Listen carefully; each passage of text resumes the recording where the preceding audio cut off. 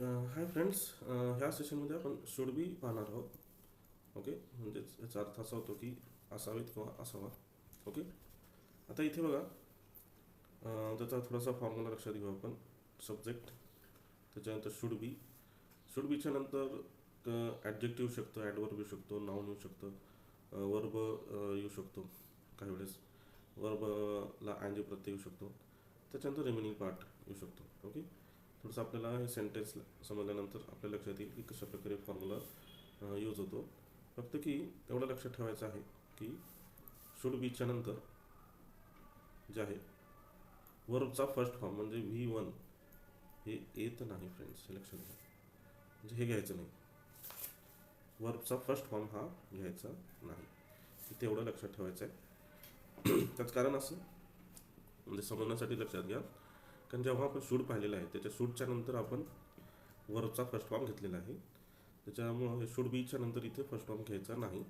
बाकी सर्व गोष्टी इथे ॲडजस्ट होऊ शकतात. ते सेंटेन्सवरून तुम्हाला लक्षात येईल. ओके, थोडंसं ह्या गोष्टीचं कंटेस्ट लक्षात घ्या, थोडंसं काय म्हणायचं आहे ते. ओके, आता इथं जे बी हे यूज झालेलं आहे फ्रेंड्स, हे बी काय आहे तर बी हेच एक वर्ब आहे.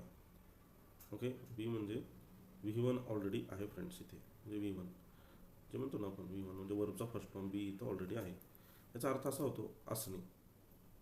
बीचा अर्थ काय होतो? असणे असा होतो, म्हणजे असलं पाहिजे. आता इथे काय काय असलं पाहिजे ते आपल्याला सेंटेन्समधून लक्षात येईल. आता थोडं तुम्हाला समजलं आहे easily.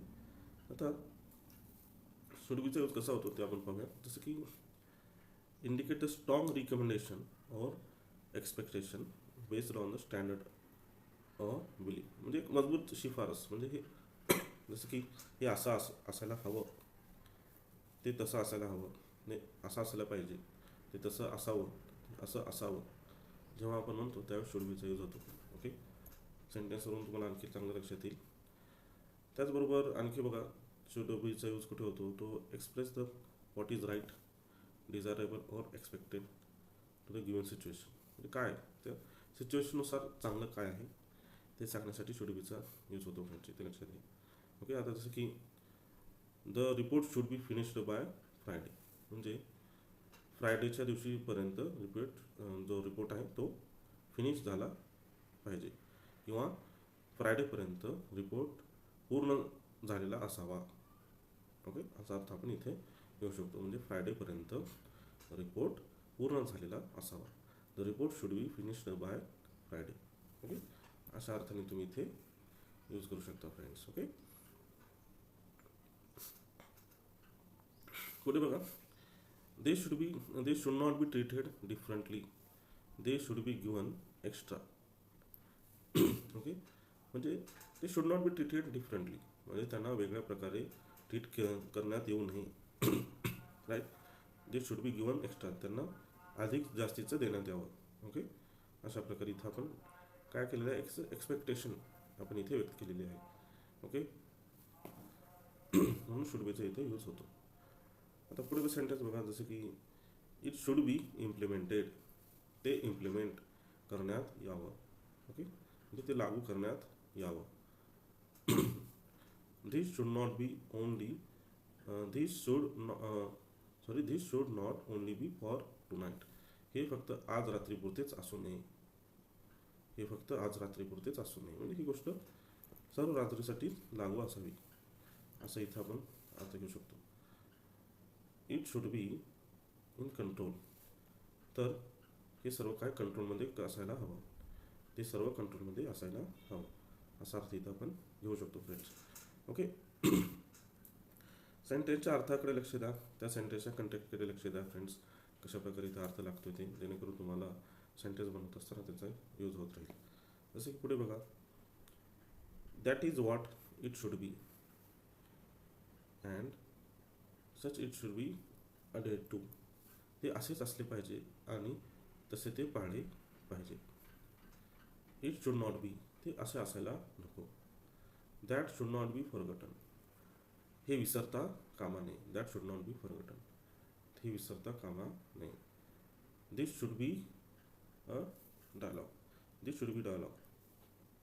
It should be abolished, ते अबॉलिश केलं गेलं पाहिजे. It should not be there, ती तिथे असायला नको. This should not be the case. Okay. म्हणजे इथे तुमच्या लक्षात येत आहे फ्रेंड्स की कशा प्रकारे शुड बीचा यूज करून इथे सेंटेन्स आपण बनवत आहोत. आणखी काही सेंटेन्स बघा म्हणजे तुमच्या आणखी चांगल्या प्रकारे लक्षात येईल. पॉझिटिव्ह सेंटेन्स पाहूया आपण. दिस शुड बी गुड, ते चांगले असावे. ओके. आता इथे बघा बीच्या नंतर जे आहे गुड आहे. गुडला तुम्ही काय म्हणू शकता ते तुम्हाला त्याची आयडिया आहे. Okay. You should B reading now, इथे बघा वर्बसारखं यूज झालेलं आहे. ओके. तुम्ही वाचत असाल. रवी शुड बी प्लेइंग, रवी खेळत असावा. The food should be tasty, जेवण चवदार असावे. Okay. The question should be difficult, प्रश्न अवघड असतील किंवा असावेत. The Monica should be with children, Monica चिल्ड्रनसोबत असावी. You should be good at maths, तू मॅथ्समध्ये चांगला असावास. You should be a doctor, तो डॉक्टर म्हणजे तू डॉक्टर व्हावे. You should be at home now, तो आता सध्या घरी असायला पाहिजे किंवा तू आता घरीच असायला हवं. You should be ashamed of yourself, तुला तुझी लाट वाटली पाहिजे. ही शुड बी पोलाइट, त्याने सभ्य असावं किंवा त्याने तो सभ्य असावा किंवा त्याने सभ्य असावं. मग इथे तुम्हाला वेगळ्या प्रकारे कसं यूज झालेलं आहे तुमच्या लक्षात येईल. ओके. त्याचबरोबर म्हणजे सिच्युएशननुसार आणि कंडिशननुसार आपल्याला म्हणजे टायमिंगनुसार ह्याचा अर्थ थोडे आपल्याला चेंज करायचे आहेत. म्हणजे कधी असावं म्हणाल, कधी असं असलं पाहिजे असं म्हणाल, किंवा तो डॉक्टर व्हावे. आता ह्या सेंटेन्समध्ये आपली कसं एक्सपेक्टेशन दाखवलेलं आहे. ओके. म्हणजे अशा प्रकारे सेंटेन्सचा अर्थ थोडंफार आपल्या कंटेक्स्टनुसार चेंज होत असतो फ्रेंड्स. ओके. आता तसंच निगेटिव्ह सेंटेन्समध्ये बघा कसं आहे. It should not be like that, ते तसे नसावे. थोडं आपण एक असं व्यक्त केलेली आहे की it should not be like that, ते तसे नसावे. It should not be at home, तो घरी नसावा. You should not be reading now, तो आता वाचत नसावा किंवा तू आता वाचत नसशील. Ravi should not be playing, Ravi खेळत नसावा. Question should not be difficult, प्रश्न अवघड नसावेत. ओके. तर Monica should not be with children, Monica should not be with children, Monica पिल्लांसोबत नसावी. You should not B good at maths, तुम्ही गणितात चांगले नसावे. You should not B a doctor, तुम्ही डॉक्टर हो नका किंवा डॉक्टर नसावे. ओके. हे काही निगेटिव्ह सेंटेन्स आहेत. त्याचबरोबर आता क्वेश्चन्स विचारत असताना ह्याचा यूज होतो. तर कसा होतो बघा, जसं की शुड इट बी गुड, ते चांगले असावे का. Should he be at home, तो घरी असावा का. Should he be reading now, तो वाचत असावा का. Should Ravi B playing, Ravi खेळत असावा का. Should the food be tasty, जेवण चवदार असावे का. Okay. Should question be difficult, प्रश्न कठीण असावेत का. ओके.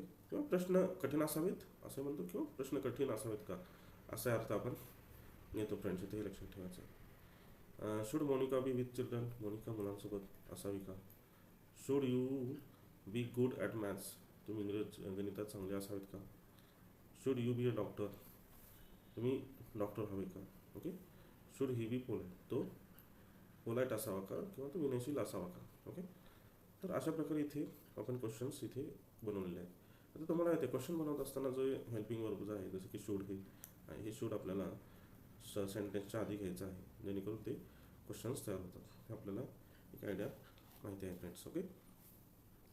तर अशा प्रकारे तुम्हाला एक अंदाज आला असेल की शुड बीचा यूज कशा प्रकारे होतो. थोडंसं तुम्ही फ्रेंड्स शुड हे जे आहे आणि शुड बी ह्याच्यातला डिफरन्स थोडा समजून घ्या. शुड बीचं ऑलरेडी आपल्याकडे आहे सेशन आहे, शुड आणि शुडचं पण आहे. शुड आणि शुड बी हे दोन्ही तुम्ही कम्पेअर करून पहा, म्हणजे तुम्हाला त्याचा अर्थ लक्षात येऊन जाईल. थोडंफार सारखंच आहे, पण काही वेळेस शुडच्या नंतर आपण जास्तीत जास्त वीजचा फर्स्ट फॉर्म वापरतो, म्हणजे वर्बचा फर्स्ट फॉर्म. आणि शुड बीच्या नंतर आपण ॲडजेक्टिव्ह वापरू शकतो, ॲडवर्ब, नाऊन वगैरे, आणि वर्ब आयएनजी वगैरे पण असं वेळेस आपण यूज करतो. हे थोडंसं तुम्ही समजून घ्या, जेणेकरून तुम्हाला सेंटेन्स बनवत असताना याचा चांगल्या प्रकारे यूज होत राहील. ओके. आणि हे सेंटेन्स जे आहेत हे पण बऱ्यापैकी यूज होतात आपल्या स्पोकन इंग्लिशमध्ये, हे इथं समजून घ्यायचं आहे फ्रेंड्स. ओके. होप तुम्हाला हे बऱ्यापैकी चांगलं समजलं असेल, आणि आणखी समजण्यासाठी ह्या सेशनला परत पहा, तुम्हाला आणखी इझी होऊन जाईल समजण्यासाठी. ओके.